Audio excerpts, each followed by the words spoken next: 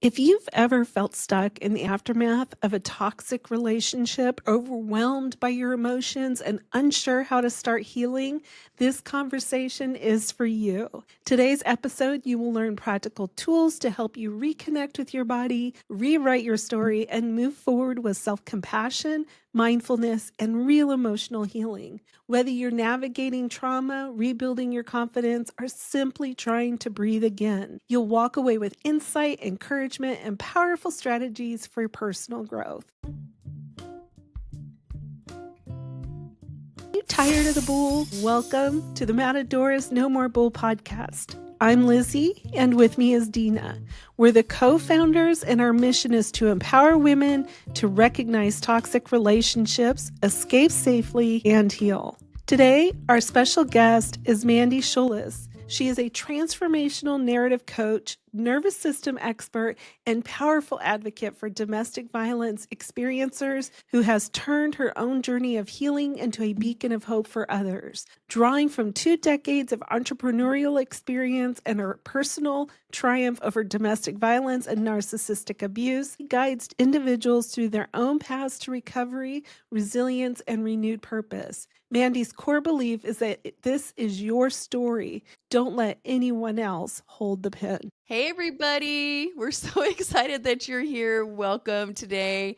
We are thrilled to have a special guest with us, Mandy Schulis. And, I could introduce her, but honestly, as she and I and Lizzie were chatting, she has such an amazing resume, so to speak, that I don't even think I could possibly do it any justice. So I'm going to let her take it away and talk about a little bit of her story and what she does and who she is, because she's a freaking powerhouse. So, Mandy, go for it. Tell us all about you. Yeah, no pressure, Mandy. No pressure. No pressure. So, in a nutshell, I am a narrative coach and a nervous system expert. I help women like us that have incredible stories figure out how to make it work for them and how to heal from it. And I believe stories are a gift, even the bad stuff. And if you look closely enough, you'll see it might not be the gift for you, but it's meant to be a gift for someone else. I never in a million years thought I would be doing public speaking or teaching or running a nervous system group or even creating a process to unfreeze your nervous system when trauma and really bad things happen. But the reason that I did it is because I dove into my own story, and I'm very stubborn, guys, and I'm sure you are too. So I just was like, okay, I could either lay down and give up, or I can find a way forward. And that's how I got to be here, is 20 years of holistic study and healing. We are going to actually talk to Mandy today about the health of a woman when she leaves that toxic relationship. And even if you're done, you've left the relationship, you're done, maybe you've even been done for years, but you just are having these health issues. And it could be anything from high blood pressure to headaches to fatigue to PTSD, but you could be having those symptoms in your physical body. We all pretty much know what to do when we're having, mental type of issues. We know to go to therapy. We know to seek out help that way. But a lot of these things are very sneaky and affect our physical body. And that's where we wanted to pull Mandy in so that we could talk about the health hacks or tips or tools that you can use when you've come out of this relationship, and due to all those years of cortisol and adrenaline and possibly depression and anxiety and all the things you've had to deal with, you're now trying to reconcile your body and your mind and your emotions. So Mandy, give us an idea. I know you work with women. I know this is not foreign to you at all. You are in the healing space. Give us an idea and just take it away on what you would recommend for women that are dealing with this situation.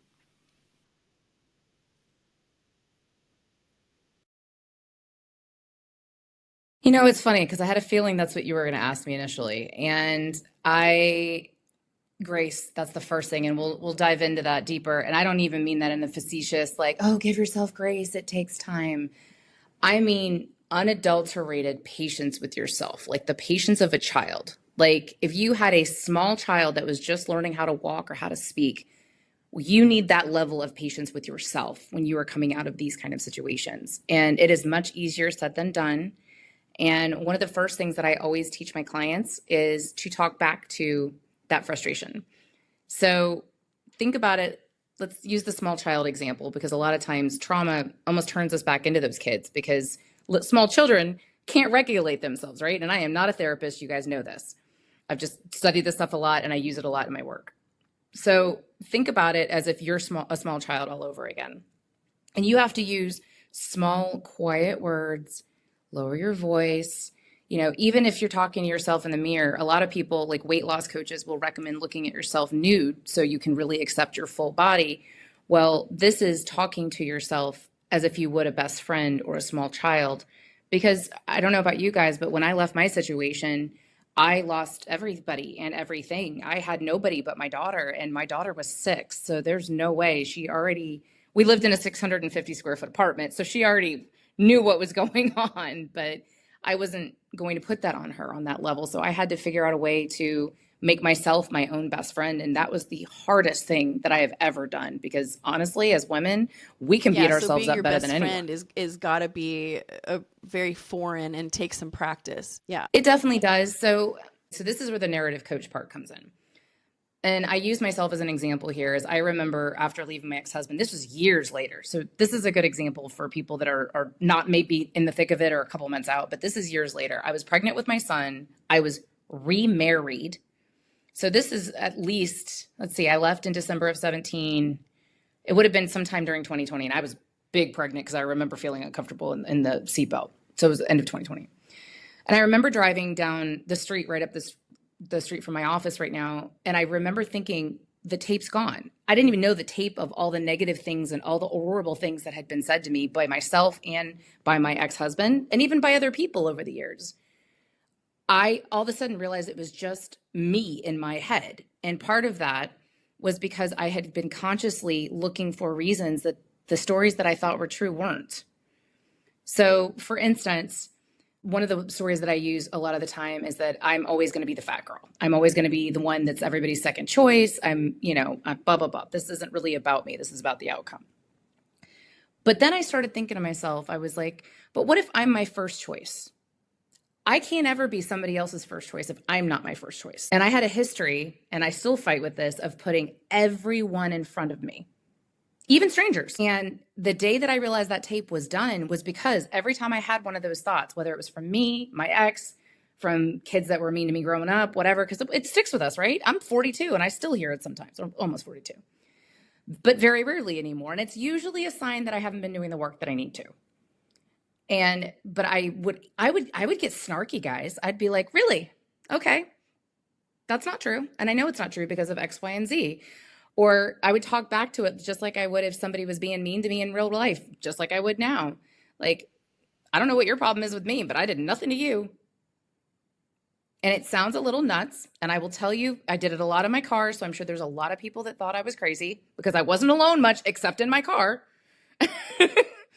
But it's so powerful when it's like the boogeyman, when you turn on the light and you realize it's not it there. becomes part of who we are after a while, right? Especially like you said, I had the same thing as a kid. I got bullied as a kid, and those voices just become part of who you are, and you don't recognize them as a foreign entity.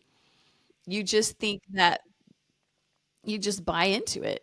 You buy into that's who you are, Exactly. and that you'll never make it, and you're always a failure, and all the things you've been fed. But I love that you said that, because it'd be like your human body recognizing a foreign invader. And instead of just saying, well, this cell looks similar to our cells, your body attacks it. It goes after it so that it cannot destroy you. So that sounds, yeah, that's perfect. So how do you help women that are dealing Exactly. with like chronic, and you probably call it more like a nervous system, out of control nervous system. I would call it like high cortisol or high adrenaline. How do you help women that are just in this chronic fight or flight that don't know how to calm their body down? Well, one thing is recognizing it, very similar to what we were just talking about, but I think I shared with you, and I think this is an appropriate time to share. When I left my ex-husband, about a year later, I started having debilitating chest pain, almost felt like a heart attack. And I ended up in the hospital. They told me I was crazy, essentially. Shocker.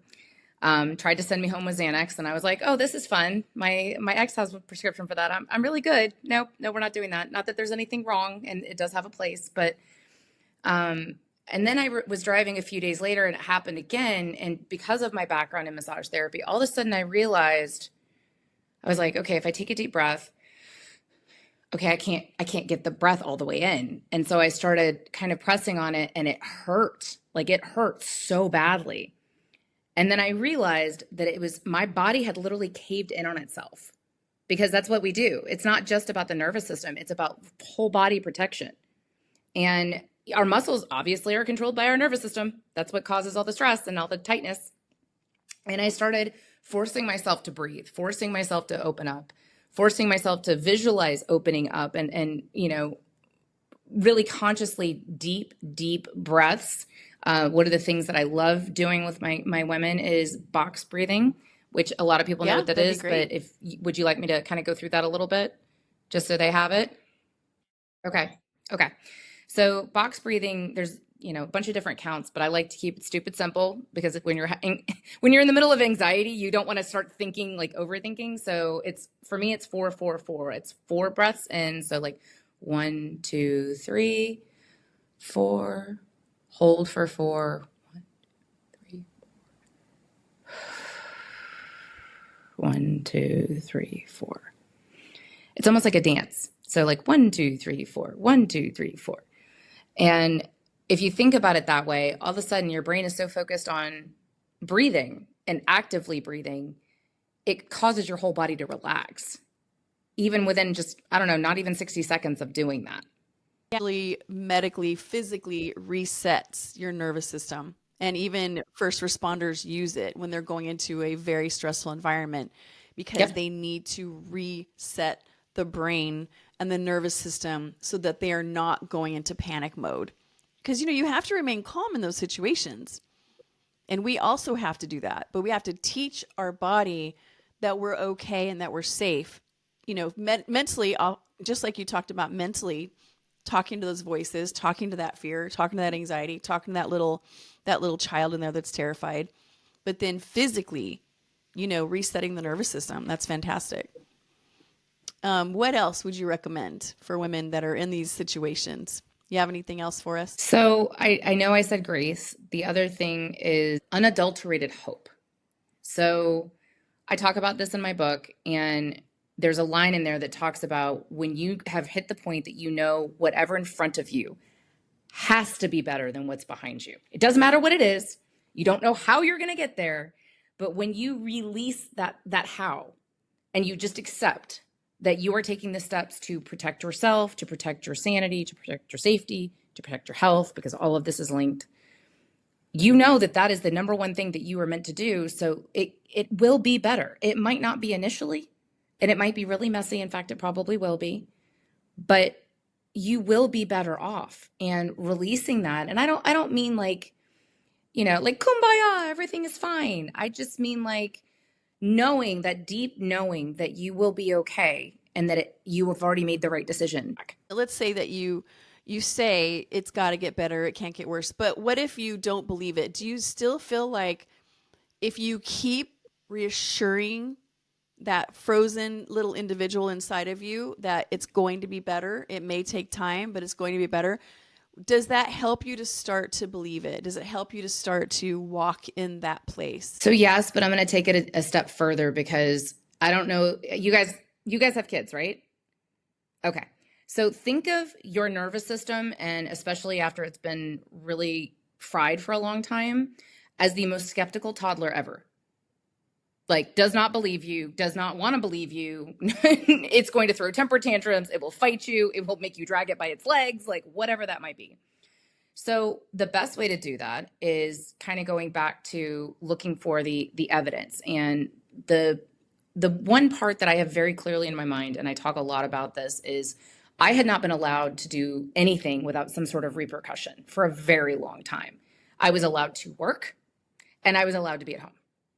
And if I chose to do something out of what was the regular norm, or that was not attached to a monetary gain or a visibility gain or whatever, something inevitably always happened. And I remember very clearly a few weeks after, it was just my daughter and I going to see one of my best friends from college that I hadn't seen in years. And that was one of those moments. And again, this whole process happened by accident. Like, I didn't just decide one day, oh, I've got this amazing process. It's, you got to look for the reasons that you already know it's going to be okay. Whether your credit cards are maxed out, whether you don't know how you're going to pay your rent. I don't know about you, but I had to figure out my kid's insurance before he was forced to pay for it. You know, all these things. Look for the evidence that it is going to be okay. And some days it may very much be like, I got to see a friend. I have a roof over my head. I got to buy the fancy underwear at Victoria's Secret instead of Walmart panties. Like, seriously, that was another big thing for me. Like, I got to splurge. Like, I remember that day very clearly. And if you take the time to really find these things and convince yourself, you'll find you believe it one day. They're small, right? Sometimes they're small, but maybe consistent. But it's so easy just to not even think about it. Somebody dropped off some food for you, or like you said, you got this unexpected little check in the mail, or you actually got to do something fun with a friend. And we don't count that. We just keep looking at the bigger picture of negativity. And so I love that, because I think it is really important to change that filter also in order to change our brain so that we notice the good. So if you picture it like a bucket, right? So we all have a bucket. And the best way I can explain it is the bucket can have positive and negative in it. And when you're coming out of a really bad situation, at first, the only thing that goes into it is negative. So the only thing, like, you're just filling it. And then when you start trying to put the positive in, something negative has to come out, because this bucket's already full, right? And then eventually it starts to weigh out. And then all of a sudden you realize you don't have as much room for that negative anymore. Because again, we're finite, right, guys? Like, we're not infinite beings. Like, we have a finite amount of room in our brains and our bodies and everything. So that's kind of the best description I can give. It does take time. It happens faster for some than others. But eventually you're going to realize that there's more good in that bucket than bad. And it's going to be a weird day. I got to tell you, it is a weird day when that happens. We're like, I'm okay. Like, there's still everything's not perfect, but I'm okay. Lizzie, I've been hogging the show. Do you have anything to ask Mandy? I really don't. I'm just like writing down or thinking of things that I loved. Just your analogy, I'm going to go back to a little far in your conversation. Something really spoke to me when you said you got how you talk to a young child. It's not loud, because we know if we're intense with our children when we discipline them or whatever, it causes more anxiety or whatever in the whole situation. And I just kind of go back to that. I'm like, for some reason that really spoke to me, because I've never put it in that type of analogy before, but that is probably hits home. Like, that's almost like a home run right there. When you think about it, it's like that simple thing of talking to yourself gently, like a child who doesn't know, who needs to learn. I don't know. It's a game changer for me. I hope that speaks to somebody else that's listening to this, like it spoke to me. So I really didn't have any questions, because I'm just sitting here going, wow, that's pretty good. Simple. Yeah. Yeah. And, I think when you're treated badly, especially if you've come from a bad relationship like all three of us have, I think sometimes we lose the ability to be kind to ourselves, because, if you have somebody bullying you and pushing you, you really can kind of fall a little bit into that reactive abuse place. Mm-hmm. Where you're trying to defend yourself, and it can give you a real hard exterior, right? To where you're not even kind to your own self, and you get angry with yourself for any kind of perceived mistake, and you become that bully. You become that bully in your head, because they've just been around too long to influence you. And I believe that we literally lose touch, with who we were before we got with that person. Yeah. And so I love the fact that you're talking about how we need to really be gentle with that inner person and realize that they've been hurt and they've retreated, and we have to make a safe place for ourselves to be with us, right? And I was just going to say that analogy really, it brings give yourself grace. Yep. An actual meaning, because I think it's just like, oh, this is your time after the healing portion. What does that look like when you've been dealing with either the trauma of a relationship, healing through the relationship? I feel like that analogy of how you talk to a child is almost how you have to talk to yourself, gives grace a visual. of what it should look like. I have to admit, I've never quite put it like that. And I love that. I love that too. It's just, my daughter is such an empath. And like I said, shared with you guys, I lived in 650 square feet. My bedroom, her bedroom, tiny little kitchen, tiny little living room, bathroom. That was it. And like, you couldn't even fit two people in the bathroom. Like, it was tiny, tiny, tiny. And I remember, and I've lived most of my life this way with her, and I have really messed some things up, but I have a lot of moments I'm really proud of that I am not great at, like we've shared, I'm not great at doing things for the sake of doing them for myself. I am getting better as I get older, but I have always wanted to be an incredible mom. And there were times that, and I was thinking about this before we came on, and I'm not saying like lose it in front of your kids, and it may happen, whatever, but what you can do is show them what that looks like, because they learn from us. And one of the things that I was really proud about is I would be like, mommy needs 5 minutes. Like, my daughter's known how to meditate since she was 5 or 6 years old, because I would go in my bedroom, and this is part of how I kept myself off anxiety meds. I'd shut the lights off, shut everything off. I'd put something on my phone. One of my, 20 years of massage, I got a whole record list on my phone. And I would literally, even if it wasn't perfect, I'd be like, okay, just breathe, just breathe. Just breathe. And I'd set a timer. And when the timer went off, like, there was only 1 or 2 times that I was like, okay, I need another 5 minutes. But just that 5 minutes, being able to show my daughter, like, it's okay to not be okay. But, you have the tools. We do need to show our children that, definitely. And, it's hard for kids to be okay if mom and dad aren't okay, or mom isn't okay. Very hard for a child to feel okay and feel safe. So, well, Mandy, also, we mentioned that you are the author of 48 Hours to Change Your Life. Do you want to just explain a little bit about what that book is about and what the message is for women? What's hysterical is when I was writing that book, my dad is very much the inspiration behind it. And he was a military man. So it was always like, okay, cool, get in your feelings for a little bit, but then what are we going to do about it? Like, and he wasn't unkind. He was very much a country boy, and he was my number one fan and everything else. But he was like, okay, he was a computer analyst, like, very, very strategy driven. So what I will say is I didn't even realize that this was the process I used to reset my own nervous system and to help keep going. Because the other thing is, and maybe you guys have experienced this, what happens when you are overloaded is it's almost like, I don't know, I'm going to date myself here. Like when AOL used to try to download a picture and it gets stuck at like halfway. Or, you're seeing like the picture in between the squiggly lines on the, the cable box isn't working just right. That's what that looks like an analogy format. So the 48 Hours to Change Your Life is how you are able to have a framework in your head of like, okay, if I do these things, and it's not a magic pill here or a quick fix. It's just calling awareness, just like with the narrative rewrite or being conscious about how you talk to yourself. It's all about consciousness. And, the first 24 hours of this process is I talked about going to see my friend. I am somebody that's always like, what's the next step? What's the next step? What's the next step? When that is the last thing you should be doing when something really traumatic just happened. Like, really, some people are like, oh, I do great under pressure. I'm like, if something really, really bad just happened, that is the last thing you should be doing, because your nervous system only knows what to do so you don't die. That's it. And it's not necessarily going to care if it's for your greater good or not. It's just going to be like, this is the step. So the first 24 hours is you need to do nothing. And I mean, like, go see a friend, hit pause. I did talk about this in the book a little bit with like, make it a big glittery remote, whatever you need to do to visualize this. I'm big on visuals, guys. I'm a teacher at heart. And that is the hardest thing as women to do, right? Like, could you imagine 24 hours?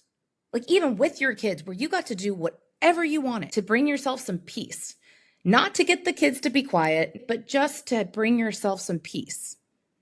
And the argument I get a lot is like, oh, I don't have a lot of money. It doesn't have to cost a lot of money. The beach is free, guys.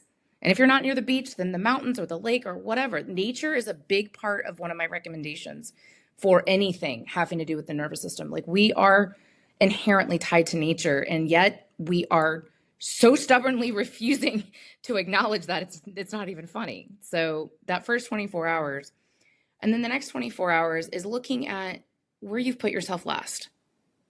Looking at the relationships that you have.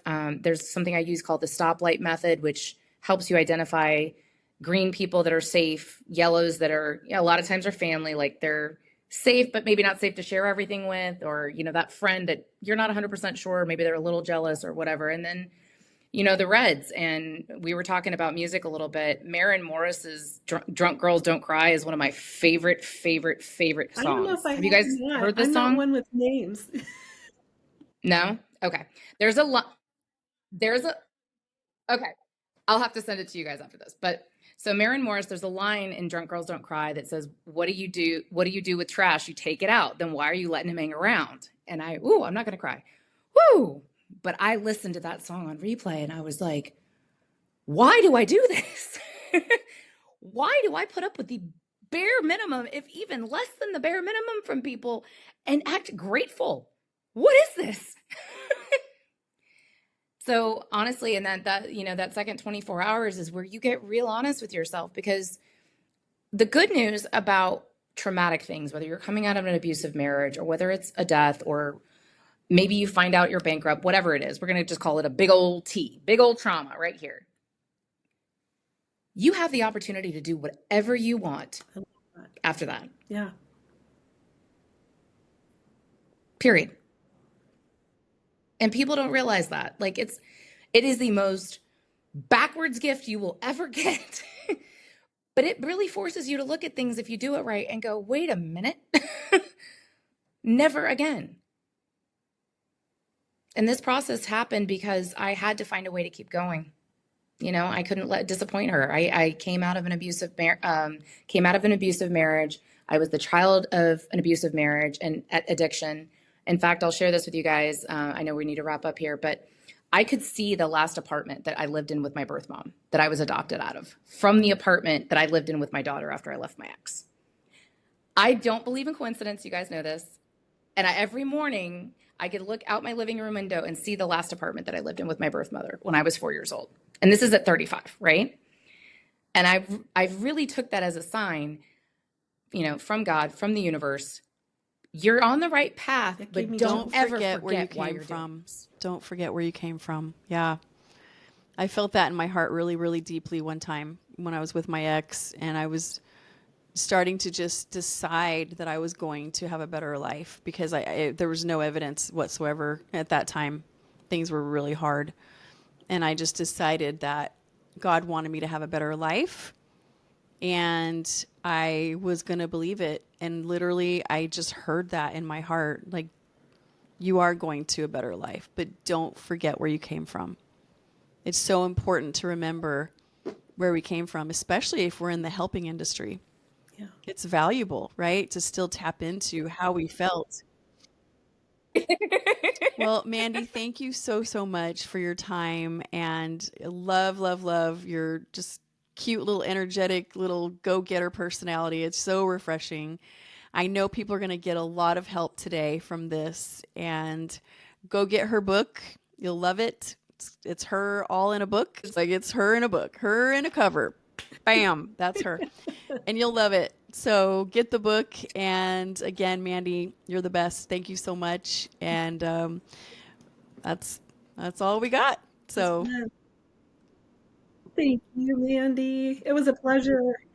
In today's episode with Mandy, we learned that first, your nervous system is not your enemy. It's your guide. Understanding how your body responds to trauma is the first step toward healing, true healing. Second, we also learned self-compassion is non-negotiable. Talk to yourself the way you would talk to someone you love. Healing starts with gentleness. And then third, you can rewrite your story. Narrative coaching helps you make meaning out of your past without staying stuck in it. We also learned that breath is a tool for safety. Simple practices like box breathing can help regulate your nervous system and bring you back to the present moment. We also learned that positive experiences matter. Even small moments of peace, joy, or connection can retrain your brain to see hope and possibility again.